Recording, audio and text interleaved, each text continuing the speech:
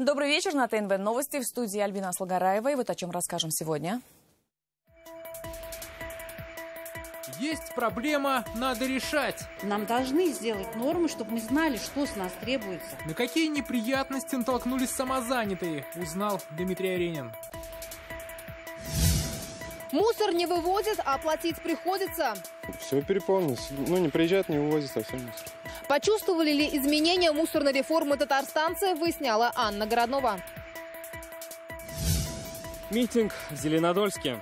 Отставание обоев, расстройство смывных бачков и все прочее, ваши дома признаны аварийными. Как аварийное жилье стало камнем преткновения, расскажет Салават Мухаммадуллян. Последний день масленичной недели. Как провожают зиму в прощенное воскресенье в острове Градец-Вияшк, расскажет Ленар Гинатуллин. Начинание хорошее, но пробелы и шероховатости нужно устранять. Сегодня в Казани обсудили проблемы самозанятых. Этой теме полностью посвятили 11-е расширенное заседание по предпринимательству при президенте республики. Напомним, наш регион в числе 4 пилотных сейчас опробует налоговое новшество для бизнесменов на дому.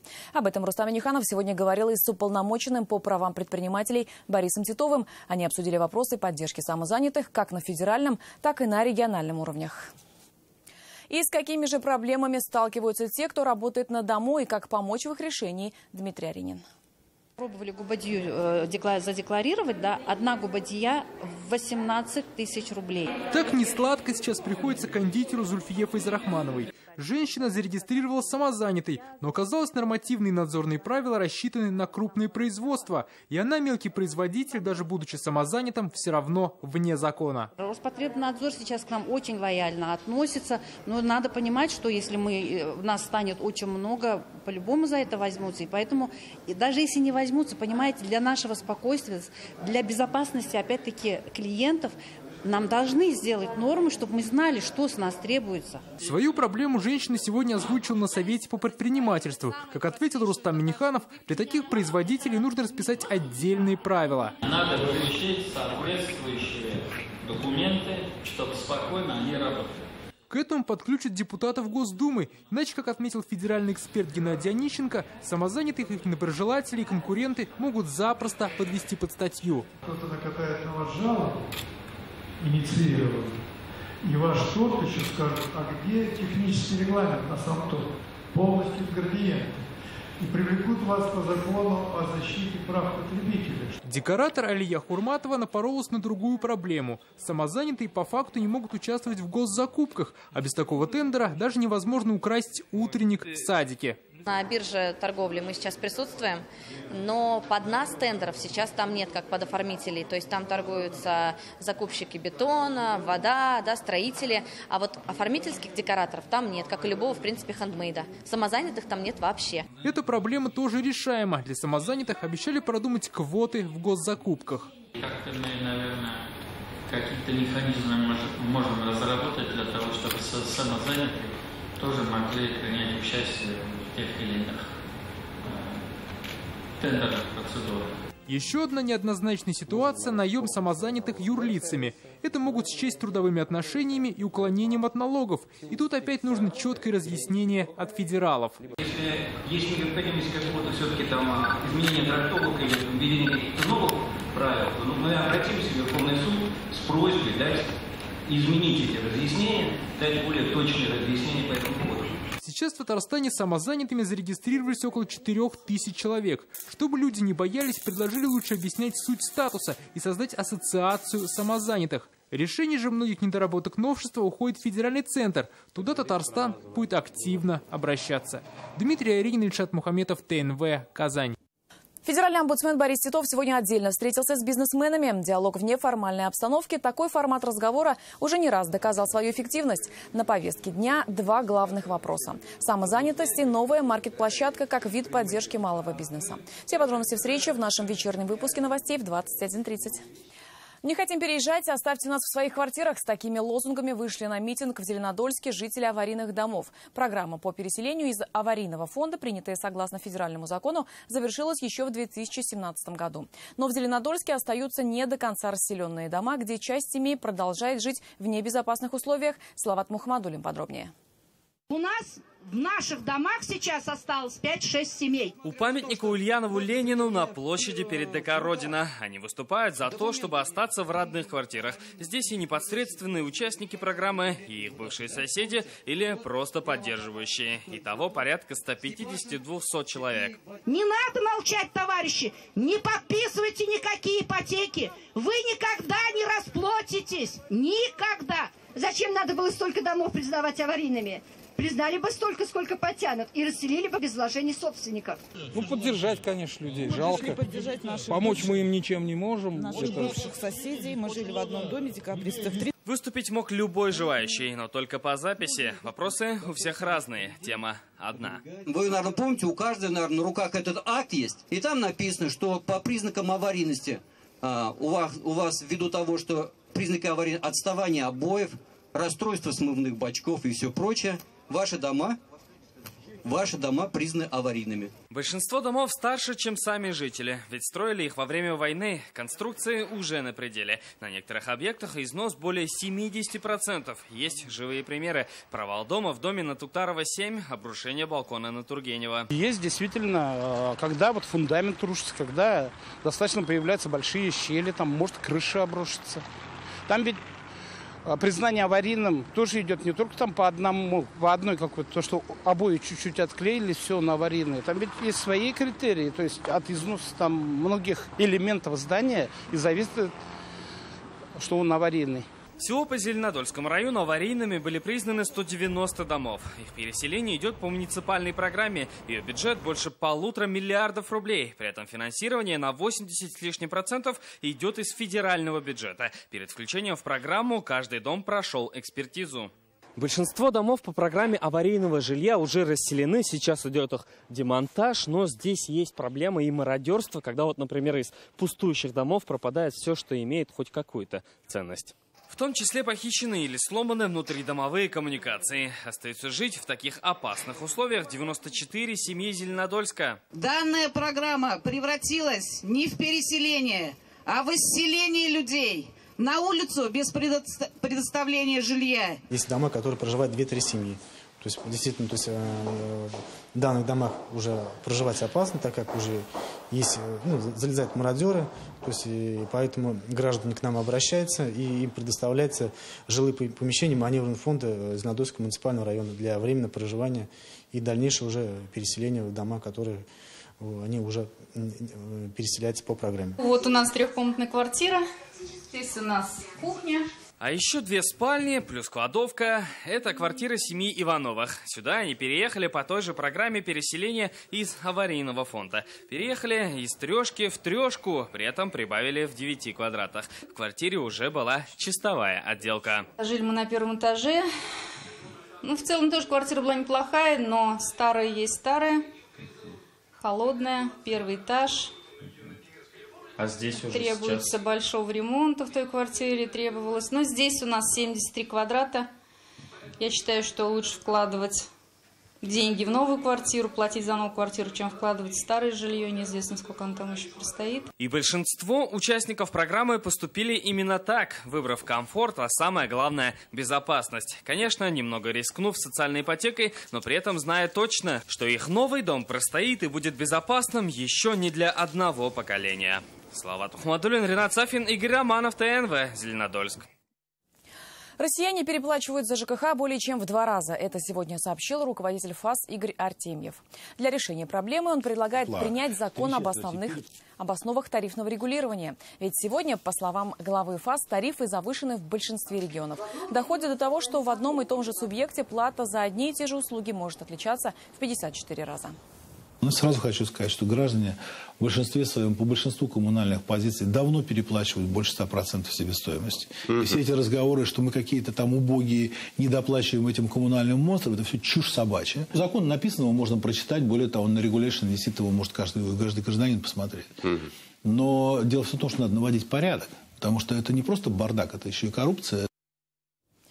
После праздников и выходных в Казани переполнены мусорные контейнеры. Общероссийский народный фронт каждый день принимает десятки звонков от жителей. Они не понимают, почему тарифы изменились, а вот вывоз мусора пока не стал системным. С начала мусорной реформы на горячую линию по всей стране поступило более 4000 жалоб. В Татарстане лидирует Казань и Бугульминский район. Тему продолжит Анна Городнова. Вот такая свалка выросла буквально за выходные и праздники прямо во дворе Казанского дома. Это улица Гудованцева. Ведь с момента начала мусорной реформы прошло уже 2 месяца. Казалось бы, достаточно времени, чтобы навести порядок на контейнерных площадках. Ну, вот такая куча у вас. Постоянно. Да? Это все нормально. Ну, вот контейнер только, они недавно только вот это само освободили. Сейчас я запомню это все. Контейнеров не хватает, рассказывает дворник Валентина. Поэтому все, что не помещается, люди кидают в кучу рядом с площадкой. А уже потом приходится вручную наполнять емкости. В воскресенье, если они не забирают, то в понедельник вот такая у нас. За вывоз мусора с Нового года отвечает региональный оператор. От погрузки из контейнеров в мусоровоз до захоронения на полигоне. А вот за содержание площадок, то есть за их чистоту, управляющая компания. Этот участок относится к УК Московского района. Проблем с вывозом, говорят, нет. Работать нужно жильцами. К сожалению, есть жители, которые оставляют свои автомобили прямо вдоль контейнерных площадок, что не позволяет нам своевременно вывести мусор с контейнерных площадок. И вот в эти праздники было несколько таких случаев. Как проходит реформа по обращению с отходами, проверяют активисты Общероссийского народного фронта. За месяц поступило более 4000 жалоб по всей стране. Кого-то не устраивают тарифы, где-то вовремя не вывозят мусор. Около 60 обращений от татарстанцев, в основном из Казани и Бугульминского района. По Бугульме это касалось прежде всего частного сектора. Отсутствуют мусорные площадки, не вывозят мусор. Оператор ссылается на то, что нечищенные дороги. Новые суммы в счет-фактурах татарстанцы уже увидели. Для жителей частного сектора тариф 78 рублей с человека, для многоэтажки 72 рубля. Увидели ли изменения в своем дворе? Мы спросили сегодня. Раньше не так было, сейчас нормальный. Вывозит во время, пластмасс тоже собирает. Корзина с полиэтиленовой этой забита до отказа, прямо под завязку. Новая схема обращения с мусором предполагает и раздельные сборы, сортировку и переработку. Пока специальные контейнеры есть не во всех дворах и поселках. Это дело времени. А что касается вывоза мусора, жалобы от населения по-прежнему принимает управляющая компания. Анна Городнова, Вадим Ларионов, ТНВ, Казань. Татарстан попал в десятку лидеров самых замусоренных регионов России. Республика остается крупнейшим промышленным центром Приволжского округа. Рейтинг возглавляет Москва и Подмосковье, на 3-м месте Краснодарский край. В этом году уже 70 регионов присоединились к мусорной реформе. Это постепенный отказ от полигонов и переход к переработке отходов во вторсырье. Изъято больше 30 машин. Правоохранительные органы продолжают работу по делу аферы в автосалоне. Напомним, по версии следствия, один из менеджеров принимал у клиентов машины на продажу, но все деньги присвоил себе. Это свыше 30 миллионов рублей. Он был задержан, заведено уголовное дело. Сегодня следователи рассказали, пострадали 65 человек и 2 компании. Их машины находят в разных уголках России: Алуште, Самаре, Башкортостане, Калининграде, Ханты-Мансийске. И это не полный список. Всего найдено около 100 проданных авто. Первую машину нашли здесь, в Казани, в автосалоне, и машина она стояла. Они выставили ее в объявлении на продажу. Вот вторую машину, буквально вот недавно только мы ее изъяли. 7 марта ездили за ней в Самару. Там уже по ней новый собственник. Вот, переоформили эту машину уже на самарских номерах. Вот. Ездили, изымали вместе с оперативниками. То есть обе машины, которые у меня есть, они на сегодняшний день найдены и стоят на штрафстоянках и ждут решения суда. Это новости на ТНВ и далее в программе. Последний день масленичной недели. Как провожают зиму в прощенное воскресенье в острове Градец Вияшк, расскажет Ленар Гинатуллин. Не диета, а общение с Богом. Воспоминание Господа. Это соединиться с Господом, понимаете? В Татарстане начался Великий пост. Как к нему подготовились православные республики, знает Сергей Хайдаров. Работал на предприятии, вышел на заслуженный отдых, но узнать свой стаж возможности нет. Все потому, что предприятие не сдало документы в архив после ликвидации. В такой ситуации оказываются сотни татарстанцев. Как быть, обсуждали сегодня на заседании Комитета по образованию, культуре и науке и национальным вопросам Госсовета. Таких предприятий в республике сегодня более 1200. Чтобы решить проблему, депутатам предложили внести изменения в ряд законодательных актов Татарстана. В закон об индивидуальных предпринимателях, где прописываем о том, что это, значит, обязательное право. Закон об архивном деле мы прописываем о том, что они должны предоставить акт о сдаче, значит, каким образом должна форма этого акта выглядеть. А в Кодексе об административных нарушениях Российской Федерации мы предлагаем увеличить норму выплаты штрафа. К другим темам.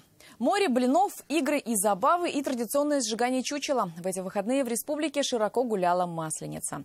Праздник народный, вот и отмечают с семьями, коллегами и друзьями. Как провожали зиму и встречали весну, увидела Вероника Гайнутдинова. Шумно, весело и, конечно, с душой. Так провожают зиму и встречают весну. На улице праздник, вот и погода такая теплая и по-настоящему весенняя. Здесь забавы для всех. Танцы, песни, игры. Все как в сказке. Скоморохи закружили в хороводе и детей, и взрослых. Нам всем очень весело, жарко, тепло. Мы с одноклассниками, с друзьями, с теми, с кем работаем, с кем живем вместе. В общем, весна на душе. Тут очень интересно и вкусно. С праздником поздравляли всех, а еще угощали. Какая масленица без блинов? Но традиционным лакомством не ограничились. Для любителей мясного здесь шашлыки. Ежегодно традиционно ПАО «Казахмедсинтез» для своих работников организовывает такой замечательный праздник. Кто хочет на лыжах покататься, есть у нас лыжные трассы. Кто хочет на коньках покататься, есть у нас катки. А также всем желающим могут чай попить, шашлыки покушать. Ну и какой же праздник без главного обряда? Сжигание чучела – символ прощания с зимой. Догорела последняя соломинка, весна вступила в свои права. Вероника Гайнутдинова, Данил Филатов, ТНВ, Казань. Блин комом или удался, здесь неважно. Главное, чтобы со сковородки не упал. В Альметьевске в Масленицу впервые прошел республиканский блинный забег. Для женщин и мужчин отдельные дистанции. На условие одно – блин нужно перевернуть на бегу. Победителей ждал призовой фонд 50 тысяч рублей. Кроме необычного забега, на празднике к катанию на оленях и лошадях мастер-классы и конкурсы и лотереи. Шумно и оживленно на выходных было и в Салават-Купере. Всем микрорайонам жители проводили зиму. Такие масштабные весенние народные гуляния здесь впервые.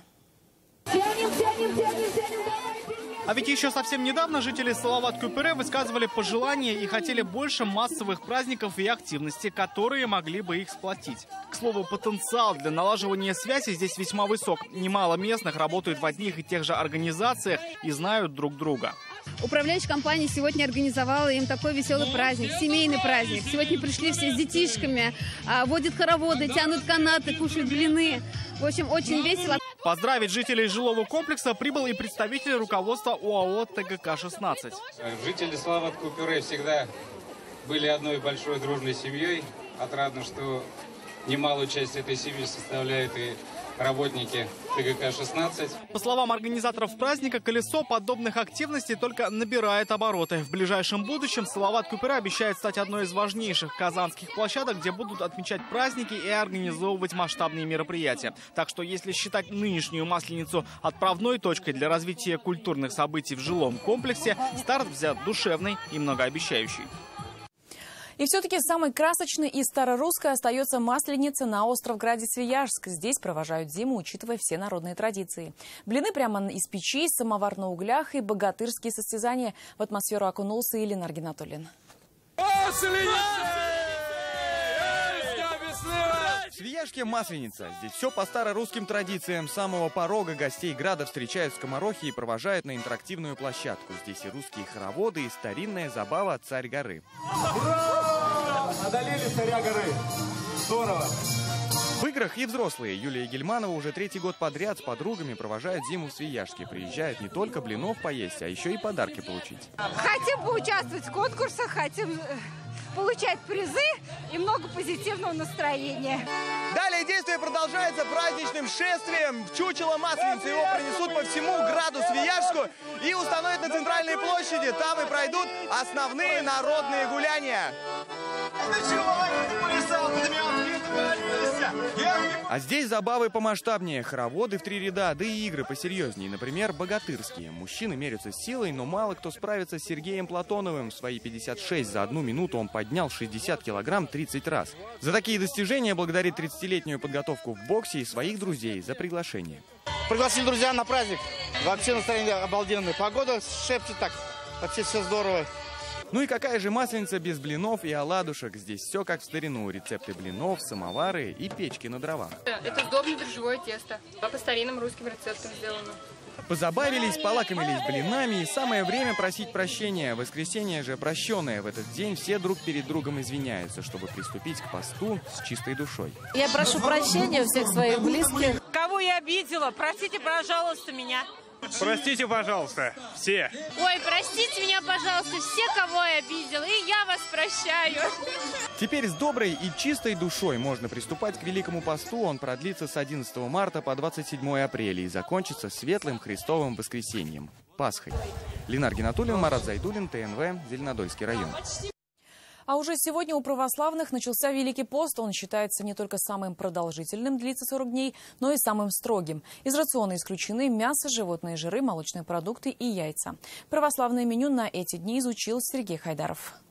Решил поставить свечку у образа Спаса Нерукотворного.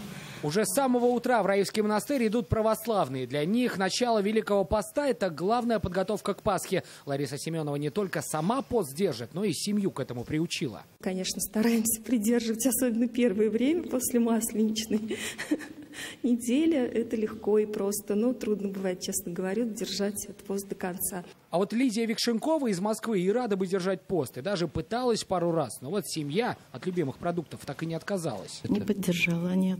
Ни дочь, ни внучка. Поэтому и сама перешла на общее питание.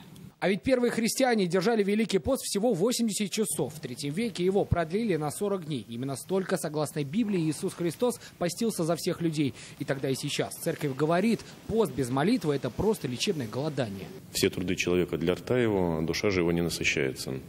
Вот как раз в это время церковь призывает нас насытить нашу душу, потому что наша душа, так же как и тело, требует пищи. Еще вчера на этом столе стояли блины, а уже сегодня вареная картошка, соленья и компот. Именно так выглядит обед в первый день Великого поста. Этот период называется сухой день, он продлится до пятницы, и все это время людям нельзя, кроме всего прочего, употреблять в пищу еще и масло. Кто-то ограничивает себя в еде, но есть и такие, кто совсем от нее отказывается. На все 40 дней. Не верите? Служители монастыря подтверждают. Я видел такого человека не в нашем монастыре, который на 4-ю неделю его подводили уже 2 к причастию. Это уже, скажем так, ретивость не по уму. И вот человек действительно падал уже. Пост – это не только отказ от еды, но и дурных привычек, говорят священнослужители. Как пример приводят алкоголь, курение и даже езду на дорогой машине. Готов ли освободиться от этого хотя бы на время, каждый решает сам. Сергей Хайдаров, Ренат Сафин, ТНВ, Зеленодольский район. Еще одна из весенних примет: в Казань грачи прилетели. Все как на картине Саврасова. А значит, холода позади. Внешне похожие на ворону, грачи селятся и живут только колониями. Среди многих птиц они и одни из самых верных. Создают пару на всю жизнь. Их гнезда уже можно обнаружить на старых березах в парках, скверах и садах. Там же можно увидеть и вторую предвестницу тепла – вербу. Распустится она ближе к апрелю. Весеннее настроение уже чувствуют и сами казанцы. Настроение хорошее. Идем вон с внучкой. Прям радуемся. Вчера такая отличная погода была, солнце светило, сразу хочется смеяться, улыбаться. Блины пекли, блинов наелись, сюда приходили. Как народ-то было, вообще тепло, вон сегодня будем скользко. Ну, конечно, хочется погулять. А они прилетели с победой. Накануне в аэропорту Казани встречали особенный рейс с бронзовыми призерами универсиады. Татарстанские синхронисты вернулись домой. Родные и близкие и, конечно же, благодарные болельщики. Спортсменов поздравила и Рамиль Галиуллин. Громкие аплодисменты, флаги, цветы и живой коридор. Призеров универсиады встречают родные, близкие, друзья и, конечно, болельщики. Усталые, но счастливые, они возвращаются с бронзой. Близкие же поддерживали сборную не только у экранов. Некоторые отправились в Красноярск вместе с командой. Дети жили в деревне универсиады, поэтому их привозили, увозили. Мы же жили в городе непосредственно в гостиницах. С детьми связи даже держали по телефону. То есть и виделись непосредственно на последней официальной тренировке, даже присутствовали. Это были родные стены, и с одной стороны они помогают, с другой стороны ответственность кажется в 2 раза выше. Тем не менее, да, мы довольны результатом. 17 спортсменов, 2 члена тренерского штаба. Кирилл Егошин, единственный парень в женском окружении команды. Говорит, за годы работы со всеми нашел общий язык. Это и помогло добиться хорошего результата. Мы соревновались с очень сильными соперниками, финнами, которые являлись чемпионами мира в том году. Вот. И, как мы считаем, мы заняли достойную позицию на этих соревнованиях. На универсиаде после короткой программы татарстанские фигуристы шли на промежуточном 2-м месте, набрав 218 баллов. Но после произвольной опустились на 3-ю строчку. В итоге золото и серебро завоевали команды из Финляндии. Эта медаль стала для татарстанских спортсменов 7-й в копилке студенческих игр. Произвольная программа действительно сложная в этом сезоне. Мы старались поставить все элементы по самому высокому уровню сложности. Поэтому есть такие нюансы, которые нужно еще уточнять. Теперь команду ждет 2-дневный отдых. После этого они начнут готовиться к новому соревнованию – чемпионату мира в Хельсинки. Рамиль Галиуллин, Данил Филатов, ТНВ, Казань. А далее в выпуске прогноз погоды. Я же не прощаюсь. Увидимся в 21:30.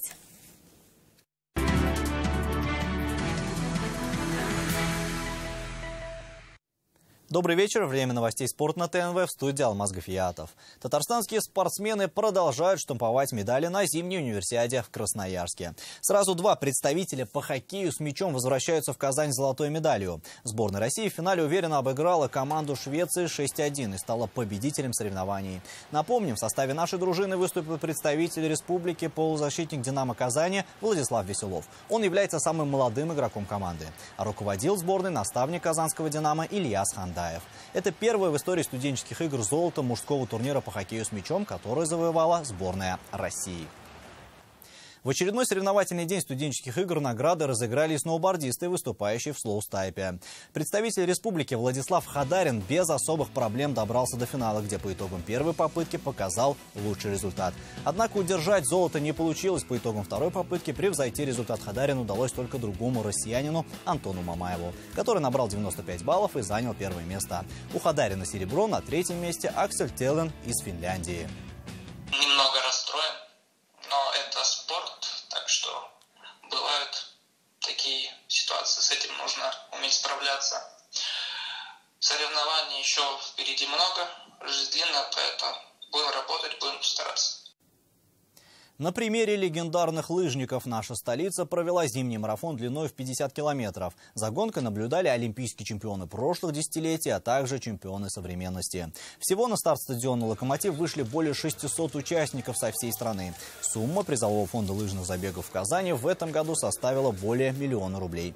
Первым среди мужчин стал лыжник, выступающий за Пермский край и Республику Мордовию Рауль Шакирзянов. Среди женщин с лучшим временем финишировала Мария Давыденкова. С этого сезона выступающая за Республику Татарстан. Эти спортсмены, которые завоевывают вот такие призовые места, которые медалями сегодня, золотые, серебряные, дает возможность укрепить базу, потому что очень большая поддержка президента республики Рустема Нургалиевича. И он говорил, что Ильшат, от вас медали, от меня, значит, материальная база. И это все новости спорта к данной минуте. Будьте здоровы и занимайтесь спортом. До свидания.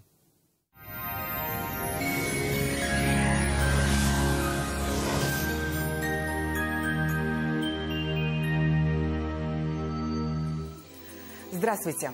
Выходные были солнечными, а понедельник встретил нас пасмурной и унылой погодой. А какая погода ожидается 12 марта, узнаем после небольшой информации. Хотите качественную и недорогую кухню по вашим размерам? Данил Мастер исполнит ваши желания. Успейте заказать со скидкой 20%. Данил-мастер.рф. Телефон 2 167 166.